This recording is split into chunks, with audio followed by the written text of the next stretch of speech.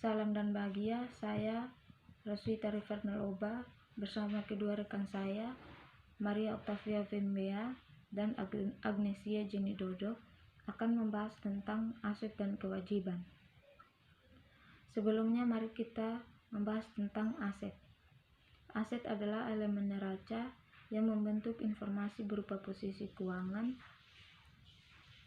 bila dihubungkan dengan elemen yang lain yaitu kewajiban dan ekuitas. Aset adalah mempresentasikan potensi jasa fisik dan non-fisik yang memampukan badan usaha untuk menyediakan barang dan jasa.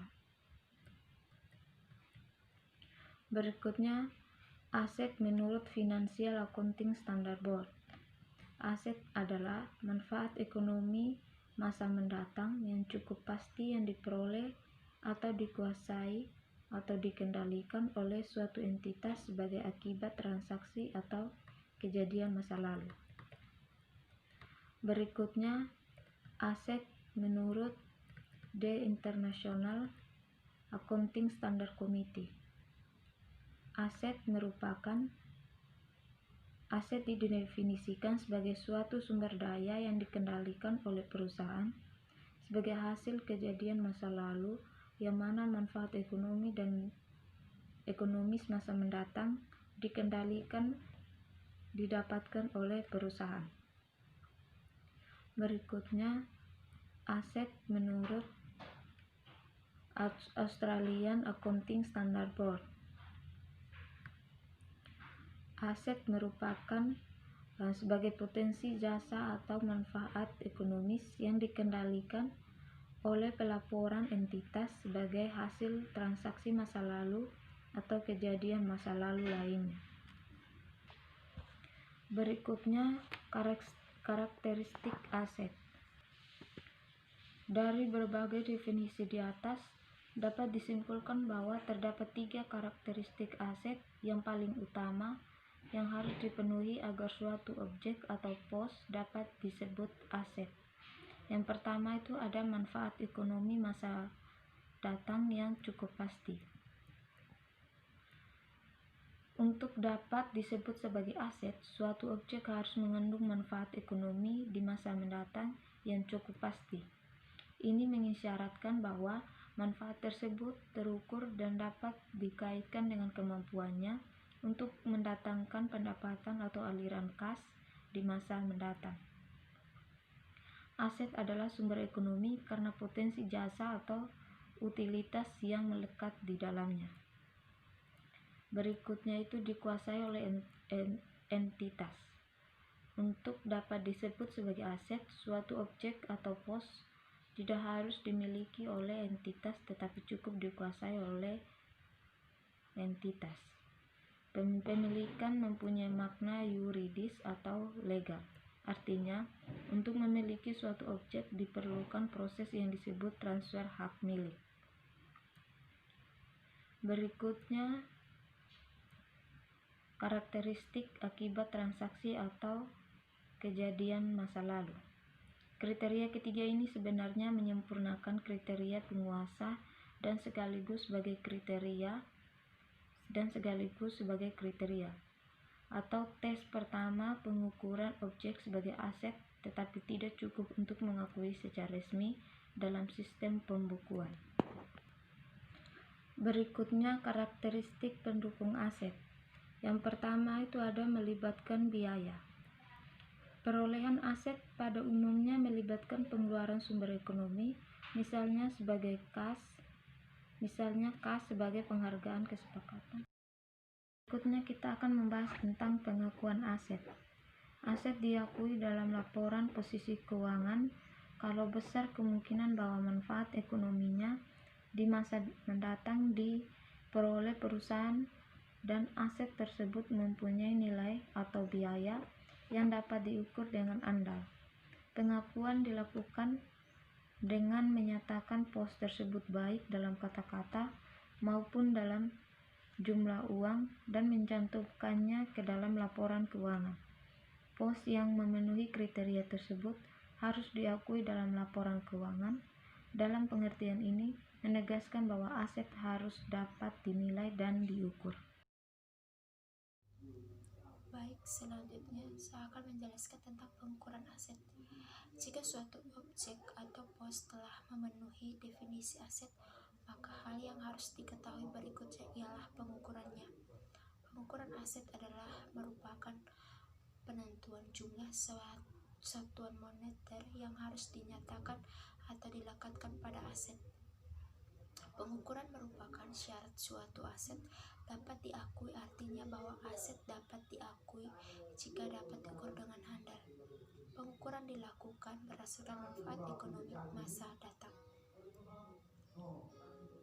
Selanjutnya, pengukuran harga perolehan aset. Pada praktiknya, perolehan aset adalah proses yang tidak terjadi begitu saja selesai dalam satu kegiatan, tetapi terdiri atas rangkaian kegiatan. Misalnya, yang pertama, menempatkan order, kedua, menerima barang, yang ketiga, meneliti barang, yang keempat, mengangkut barang, kelima, mencoba barang, dan yang enam, menyimpan atau menempatkan barang, dan yang terakhir, menggunakan barang tersebut. Tiap aktivitas biasanya melibatkan pengorbanan sumber ekonomi. Oleh karena itu, besar kecilnya harga perolehan aset yang harus dicatat pertama kali sebagai pengukur suatu aset pada saat perolehan ditentukan oleh dua hal, yaitu batas aktivitas yang ditentukan perolehan, jenis penghargaan. Selanjutnya, penilaian aset, di mana definisi penilaian adalah proses penentuan jumlah rupiah suatu objek untuk menentukan makna ekonominya di masa lalu, sekarang, atau mendatang. Jadi, jika unit moneter dijadikan satuan pengukur untuk menunjukkan makna ekonomi suatu objek, maka pengukuran disebut dengan penilaian. Di dalam akuntansi, istilah pengukuran dan penilaian sering tidak dibedakan karena adanya asumsi bahwa akuntansi menggunakan unit moneter untuk mengukur makna ekonomi suatu objek, pos, atau elemen. Pengukuran biasanya digunakan dalam akuntansi untuk menunjuk proses penentuan jumlah rupiah yang harus dicatat untuk objek pada saat perolehannya. Sedangkan penilaian biasanya digunakan untuk menunjukkan proses penentuan jumlah rupiah yang harus dilekatkan pada tiap elemen atau pos laporan keuangan pada saat penyajian.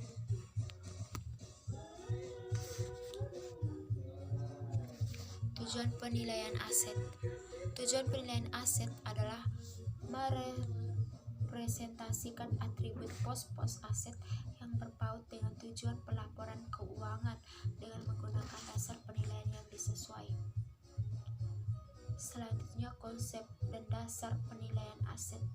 Dasar penilaian aset menurut VASB atau ada 5, yaitu yang pertama, historical costs, current atau replacement costs, current market value, net realizable value, present value of future cash flows. Kewajiban adalah elemen neraca yang akan membentuk informasi semantik berupa posisi keuangan bila dihubungkan dengan elemen yang lain, yaitu aset dan ekuitas atau pos-pos rinciannya.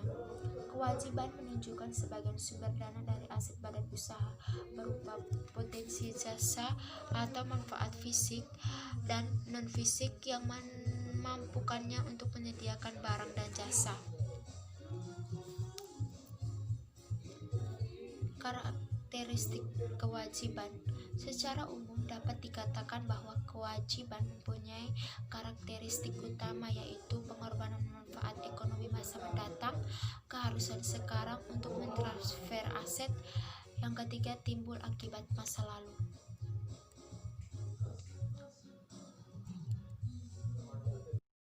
Berikutnya, pengakuan kewajiban. Kewajiban diakui pada saat keharusan telah mengikat akibat transaksi yang sebelumnya telah terjadi. Dalam hal kewajiban, kaidah pengakuan adalah prosedur aplikasi untuk menandai bahwa kewajiban telah meningkat.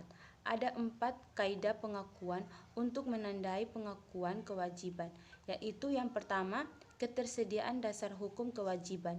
Yang kedua, penerapan konsep dasar konservatisme dalam kewajiban. Yang ketiga, substansi ekonomi transaksi kewajiban. Yang keempat, keterukuran nilai kewajiban. Berikutnya, pengukuran kewajiban. Pengakuan dilakukan setelah kewajiban terukur dengan cukup pasti. Penentuan biaya kewajiban pada saat terjadinya paralel dengan pengukuran aset. Terjadinya kewajiban pada umumnya disertai dengan memperoleh aset atau timbulnya biaya. Perolehan aset dapat berupa penguasaan barang dagang atau aset non-moneter lainnya yang terjadi dari transaksi pembelian. Perolehan aset juga dapat berupa kas yang terjadi dari transaksi peminjaman atau penerbitan obligasi atau penerbitan uang untuk barang atau jasa. Pelunasan kewajiban. Suatu kewajiban akan terus meningkat atau menjadi keharusan sampai keharusan tersebut dipenuhi melalui transaksi, kejadian, atau keadaan yang mempengaruhi kesatuan aset. Pelunasan adalah tindakan atau upaya yang sengaja dilakukan oleh kesatuan usaha untuk memenuhi kewajiban pada saatnya. Berikutnya, penyajian laporan kewajiban. Kewajiban disajikan dalam neraca atau laporan posisi keuangan atas dasar urutan kelancaran, sejalannya dengan penyajian aset. Kewajiban yang tidak memenuhi kriteria sebagai kewajiban jangka pendek harus diklasifikasikan sebagai kewajiban jangka panjang. Suatu kewajiban diklasifikasikan sebagai kewajiban jangka pendek apabila yang pertama, diperkirakan akan selesaikan dalam jangka waktu siklus normal operasi perusahaan. Yang kedua, jatuh tempo dalam jangka waktu 12 bulan dari tanggal neraca.